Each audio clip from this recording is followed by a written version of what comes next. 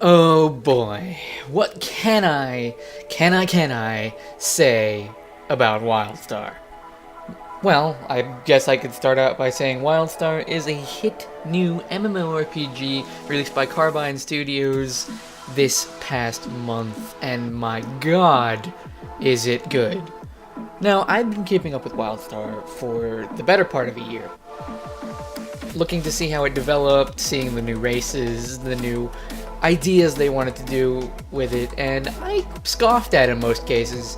It looked like it was going to be the next iteration type deal of an MMO. And while I can't say that it innovates in any great detail, I can most definitely say it does everything right. There's very little I see that makes me think I don't want to play the game, especially after having played it after release. I'd been invited to a few beta events, mostly on my own will. Don't expect me some popular person. I have 66 subscribers holding up there. 66. I'm not going anywhere.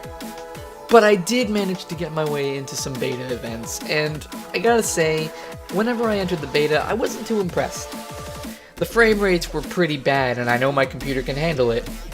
The art style wasn't fully fleshed out, a lot of the textures were missing, or at least for me they were missing. Maybe my computer wasn't optimized at the point. Like, my graphics card wasn't supported in any full degree. I have noticed that AMD graphics cards tend to get the shorter end of the stick most of the time, because Nvidia is the way to go! Might switch to Nvidia in the future, but for now I'm stuck where I am. But I guess I should start talking about the game itself. Wildstar is a phenomenal MMORPG with great systems that'll keep you playing. Let me get into that. So I suppose I should start with what makes Wildstar a little bit different than, say, World of Warcraft or Star Wars: The Old Republic, which are two of the biggest MMORPGs in that specific genre. World of Warcraft and Star Wars both have a hotkey MMO experience with a lock-on system where you pick your target and you start attacking them. Sure, there are exceptions where you would start using an area of effect attack where you would attack multiple enemies in a specified area, or in Star Wars case where you're flopping from enemy to enemy. See, that system in and of itself is not a bad system. I actually love this system. I am currently subscribed to World of Warcraft, and I play Star Wars: The Old Republic with friends every now and then, especially with my love. But what Wildstar instead does is paint the ground around you, or in front of you, to show where your attack will instead land. Wildstar has a sense of impact where other games do not. Star Wars: The Old Republic simulates impact, and how it does that is with the use of more modern sound effects, as well as using the combat that sends you jumping from one area to another, or just the fact that whenever you use an ability, enemies around you, especially enemies that are weaker, get sent flying across the screen. It shows and simulates a sense of impact that really sends a powerful feeling down the player. But Wildstar has a sense of impact. When you play the warrior class, for example, the most standard class in all of Wildstar, you are a two-handed warrior. I'm sure there are other senses around there, but I have not experienced too much of the warrior combat just yet, especially in release. I do not want to let the beta be the only source that I particularly have. But as a warrior, you do not have a lock on to one enemy, swing your weapon. Whenever you swing your weapon, you'll notice that there's a symbol on the ground in front of you that is an arc. When you swing your weapon, the weapon flies in that arc, and anybody standing in it will get hits.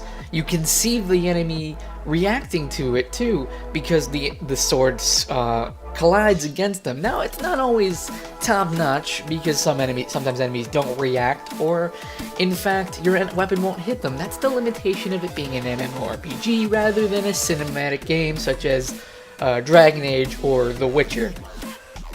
Now, with this gameplay experience, there's also a lack of being able to alt-tab. I know much of the charm that comes from doing some areas is that you can play an MMO like World of Warcraft or Star Wars. By, you get into a larger combat experience, you're able to, like, look away or do something. In Wildstar, it may be the case in some of the lower areas where you can look away for a second, but in any form of combat above around level 10, if you get into any serious combat, you're going to be paying attention, because chances are you can avoid almost every semblance of damage by moving. Every enemy has a sense of a larger scale attack that they're going to fire at you, in which you can get out of the way. And this is symbolized by the mark on the ground slowly growing red. This shows that this is an enemy attack that you're going to want to get out of the way. It's a great system that keeps you engaged. I will sorely admit, I have not gotten into any of the higher end contents. I am merely approaching this as, say, someone who is just now starting Wildstar, or is showing an interest in the game without having too much experience in other MMOs, or you have experience in those other MMOs and you're interested in something that takes a different cake. Now, you might also compare Wildstar's gameplay to that of Guild Wars. Guild Wars, however, Wildstar takes it a step further, because Guild Wars does have a lock-on system. You are targeting enemies and using your abilities. It's faster, don't get me wrong. It is faster. Your character is constantly moving, and you're making sure to constantly move out of the way of enemy attacks. But in Wildstar, you're not even locking on. You are moving to attack, especially if you're in melee. You're going to be the one who's taking most of the damage, not because you're a tank, but because you're the one who's going to have to get out of the way the fastest. You're going to have to react the fastest. That is what sets Wildstar apart, gameplay-wise, from a lot of other MMORPGs. Now, also taking in from the Guild Wars style, or maybe someone is more familiar with, say, Diablo 3, the fact that in Wildstar you do not have a massive array of abilities that you're going to be clicking to or setting up key bindings for. Instead, in Wildstar, you will have up to 6 abilities and a 7th ability on the side, where you will customize what that ability will do, and you will set your bar accordingly to what things you feel are useful to you, or even abilities you just plain like. You will be limited in that factor, but in my opinion, that's actually a great idea for Wildstar, because it differentiates you from the different players around you. You can see another warrior over in the distance who's using a giant axe and is cleaving their foes one by one, or you could be a warrior that's causing constant quakes in the ground and keeping a ton of enemies on you and constantly harmed. This is a great system. Now, you might have noticed the stumbling about in this particular episode in terms of Wildstar. Well, I wanted to approach this little episode, as well as some other series, games I might review in this series, in a form of unscripted, unedited type of way. Obviously, I am doing some editing, but let's not go into that. You see, Wildstar does something that really inspired me to do this type of review. Or not a review, more of a first impressions type look after I've already looked at the series, but it's done in a post-production way. Why? Because that's the feeling Wildstar gives me. When I first logged into Wildstar, I joined in on the exiled side, couldn't really find an appeal in the Dominion. And I was thrust into an area where I am running and fleeing for my life. When you first enter Nexus, which is the world that they are going to be talking about, and do not worry, I am not talking story spoilers, I am just explaining certain aspects that really drive this game home. When you first enter Nexus, it's not just a reskinned forest or, say, an open valley. It's a new planet, and it definitely feels like that. When I first entered the Everglades, I was shocked to see the different animals and all kinds of things that I just wanted to go exploring. In many MMORPGs, you're going from quest to quest. I found myself deviating off of the normal path and flying off into the corner to see what else I could find. I ended up finding an area covered in sludge that I found out was causing local wildlife problems that wasn't even a quest. It was just there. And the game rewarded me in showing me a smaller part of the story that you wouldn't get if you didn't come here. And I'm sure, after having played it a second time as an explorer, the explorer has a chance to go there and see what's happening, which is another system I think I will get into in a second, but it's just, that sense of exploration is something that many MMOs lack. The drive to explore it as a player and not as someone who's seeking a reward, but instead someone who just wants to see the new sights. Sure, they'll reward you time and again for seeing the secret paths and such with either experience or maybe some kind of mob or something. And I can definitely see that World of Warcraft Warlords of Draenor are indeed doing that same thing, where they want the player to get involved in the world again.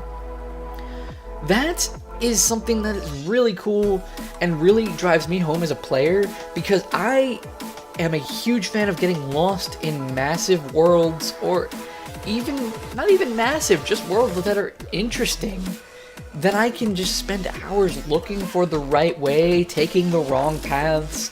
That's why I don't use guides at all. I like being lost, I like being confused, because it means I have so much more to see and so much more to learn, and that Wildstar does that just right. It is amazing how well they do it, and the art style, oh my god, the art style is glorious. This is what World of Warcraft wanted it to look like back in 2004, and if you look at the new models for the Orc and the models in Wildstar for the Granok, you can see very closely that they are very similar in the style they're going for. Wildstar just looks a lot shinier because it's an engine that was created recently. That is something that really shows longevity. Wildstar is intending to be around for quite some time, and you cannot have a realistic art style and expect to last very long without showing your age. It's just not possible. You will have players in years' time, even next year, looking at the game and saying, oh, that's last year's title. Wildstar will constantly drive new players here, especially those who are not, say, familiar with its release time and wondering when it was released, because a lot of people, I guarantee, will think it's a recent title. It's amazing how well they nailed down this aspect, and I wholly approve. Now another system I want to get into, the other system being paths. You get your standard faction choice, you get your standard race choices of the many races that they have available, 4 per each faction. And then you have your 6 different classes, which will govern how you play and fight in the world, or even just help out. They also have a third system. This is the path system. The path system is something that's very unique in terms of singling out how people want to see the world. There's the soldier path that has you fighting hordes of enemies, going out of your way to assassinate bigger named mobs, and all kinds of things. In general, the player who wants to get the most combat experience out of the way. There is the scientist that appeals to me the most, in terms of wanting to discover and explore the lore that is on Nexus and that Wildstar has to offer. This has you going off and scanning different kinds of flora or animals, and it really strikes home because you're just seeing the different things Wildstar has to offer. And I understand this is a little clunky. I apologize. Now, another thing I want to get into is the other two paths are not as important because we don't care about them. Okay, fine. The Explorer path has you going off of the beaten path and seeing different pathways, opening new sections of the map for other people, different things that just let you explore and see the world in another way. And then there is the Settler. The Settler is going to be creating different parts of towns, whether it be to buff players or even creating entire hub experiences. Perhaps a Settler just has created an area where some adventurers come over, and then the adventurers will invite the Settler along so that they can go take out a giant quest that's been causing people trouble. It's just a really unique way of getting people to work together. I can't imagine how much fun it would be to have a party of every single path in the game. I just imagine that you'd be able to see everything that way. And even if you don't, that just means that there's more impact to create a new character and see the other side. It's really cool. Alright, I think I've rambled long enough in your ear. This is a small first impressions look on the new MMORPG Wildstar. I really hope that people will keep tabs on this game, and I will definitely go into more of it later on. I'm actually planning in the coming week to stream this game live on Twitch, twitch.tv/chaotic reunion. I've actually got to work on the channel. I've never actually streamed on my own before. I've only ever streamed for the Coastal Gamers, which was a charity organization we pulled together and raised money for cancer research. So this will be a new experience to just stream on my own. I do hope you'll take into consideration when I go streaming, and I will obviously link it on the YouTube, my Twitter, and Facebook. If you want to keep any updates on me, make sure to check the Twitter and Facebook page, as I am posting updates regularly, whether it be my mood or how videos are coming along. And I will see you in the next series and the first ever major review episode criticizing the game I really didn't like, Assassin's Creed 4 Black Flag. I'll see you all then.